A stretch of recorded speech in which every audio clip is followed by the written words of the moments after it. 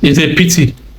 Faulty upbringing, defective childhood. This is what you get. That's the type of stories you hear when the upbringing is faulty. It's pathetic. You have the handwork. You have something going for you. Yet you needed more. Greed. You needed more money. You connive with your friend to go and kidnap your other friend and buy him and start asking for ransom. Quick money. This is where the society failed. This is where the parents failed. Because for a child that had a proper upbringing, for a child that has been taught what is morally wrong, will not be covetous. Will not want to kill just to make money. We want to work hard, make money. You don't have to kill to make money. It's pathetic. Just hear their confession. These children, hear their confession.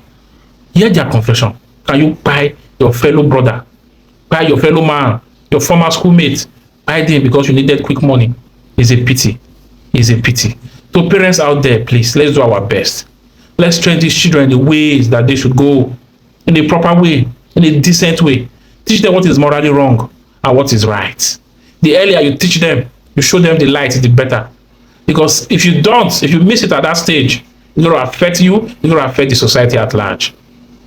Just hear their confession. What brought us here is we are suspects to a kidnapping and murder case, which we were arrested by a professional anti-kidnapping squad, as I say. So the way the whole thing happened, the entire thing, the way it happened, if I should explain from A to Z. The victim, which is my associate's old-time school friend, we wanted to bring the guy to my own apartment. So we tried to convince him, and the guy, we actually wanted to kidnap him, have him kidnapped and demand ransom from his parents. It was his idea. Why it was his idea was, if I had someone to bring, I will. But the guy the victim was his own idea because they were the one that knew each other from past. So he told me, he said the family is from, the guy is from a very rich family that they can bring up to 200 million naira, which I said, okay, if you think 200 million is sure, which I said 200 million is a bit much, but how about if you're very sure of 200 million, how about we cut it down to 150? He said, oh, okay, but that's no problem. So then we tried to bring the guy again. This time we said the guy should come and pick up a laptop to use and do work and all that, because I'm a producer, and we said you should come and pick up a laptop you can be using, which was all a lie. We never had a laptop we were willing to give him. We just wanted to lure him to come. So before he came, we went out to buy a Ghana Must Go, a big Ghana Must Go, and we bought chains and padlocks. So when the guy was coming, we already had a cutlass in the house, and my associate, which is the victim's friend,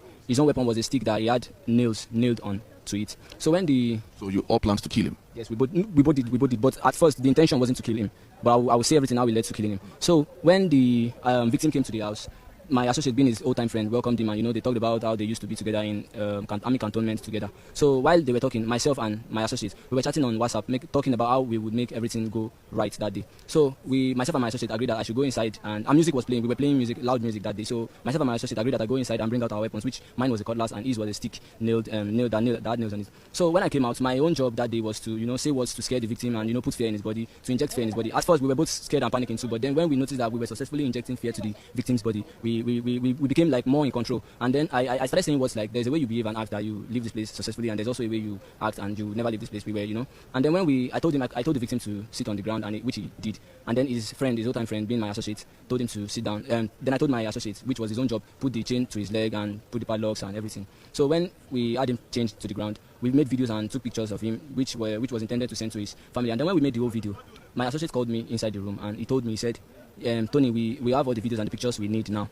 But as I mentioned, this guy is a friend of mine from long years back, and he knows me, he knows my auntie, he knows everything about me, he knows my family, which if we let him go, he will definitely bring his people to and that will leave a trace to him, and if they have a trace to him, will also implicate myself, Anthony.